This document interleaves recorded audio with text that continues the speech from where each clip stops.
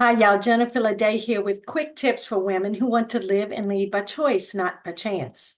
Well, have you ever had a problem or a situation or a dilemma and you just felt like you were staring at a blank page? No creative ideas, no solutions, just crickets? Yeah, me neither. Ha, that's exactly what's going on here. Y'all, my friends, I got no words. I am out of words. I know no one would have ever thought those words would come out of this mouth, but it's true. I turned in my manuscript. We're this close to being published, my new book, which is Live and Lead by Choice, Not by Chance. And I wanted to write some blog posts and some vlogs and some newsletters, and I got nothing. It's like I just had no words left and no creative ideas whatsoever.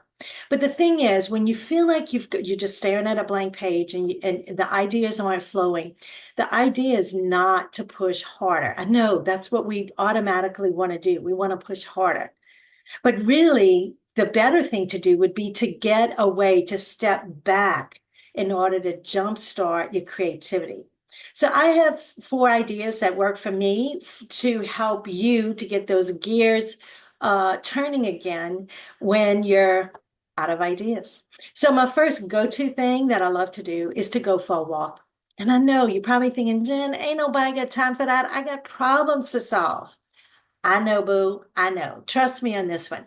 Something magical happens when you get your body in motion. Let your mind wander. Don't go for a walk with a specific intention of coming up with a solution. Let your mind wander, and who knows what'll happen. Listen, I go for walks, and it's not for the physical exercise, it's more because it's good for my soul. Yeah, give it a try.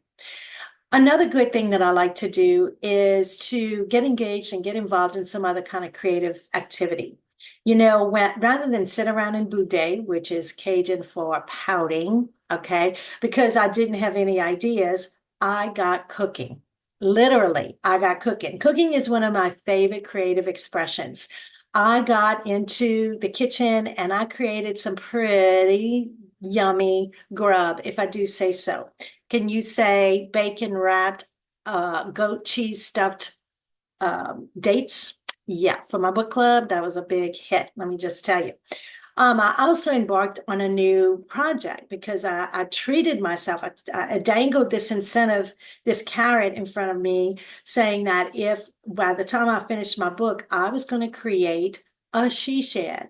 Yeah, we don't have no room to build a shed in my backyard, but I have a whole upstairs den. I used to call it the fraternity house because it was all boys all day long. Well, boys are gone. They've flown the coop. My fraternity house is becoming a she shed. So I am enjoying creating my own little studio. So getting engaged in some other creative activities is a really good way to get your mind off the problem, but to come up with some solutions. So your mind is kind of mulling it over the whole time you're doing other things. It's a great way to get the juices flowing. Another great technique that I like to use, and I used it recently, which is phone a friend. A lot of times just talking through things and just they'll pick up on the phraseology that you use or the words that you use or maybe be able to show you a different perspective than what you're seeing.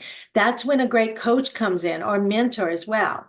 But phoning a friend is just fine. So give it a shot because sometimes they can see for you what you're unable to see for yourself. And then, do something that's just not directly related to your problem. So my last tip is to get out in nature. Man, breathe in fresh air. Hey, bonus points. If you can go for a walk with a friend in nature, boom, that is an awesome way to come up with some solutions. But any one of these can help you to get things in perspective and help you to come up with some good ideas. Remember, clarity is not a precursor to taking action, it's a result of taking action. So if you want clarity, get up move your body, go for a walk, get in nature, get involved in a creative activity, phone a friend. There's so many ways you can get your creativity going again. I feel like I got my words back. I know the family's kind of bummed out. They kind of liked it when I didn't have words. But I just wanted to offer some thoughts that I have experienced that might help you. And Squee, I'm so excited to say that the book is about to be published. So it's Live and Lead by Choice, Not by Chance, Flourish in Any Age, Stage, and Season of Life.